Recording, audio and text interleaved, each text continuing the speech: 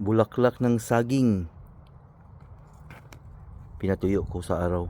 Masarap to ilagay sa humba. Humba yung sa Tagalog, parang adobo rin yun eh.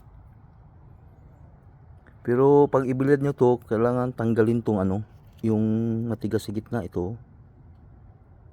Kasi matigas yan, kailangan tanggalin. Tanggalin natin ha. Wala tayong tripod eh. Sandali. Yeah, ito siya oh. Matigas to. Tapon natin yun. Sa bilad.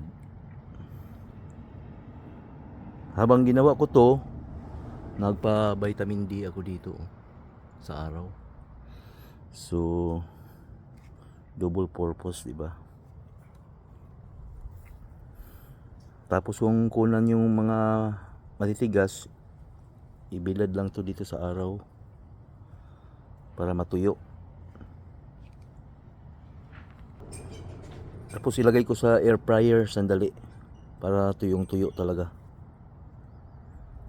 At marami rin tong nutrition.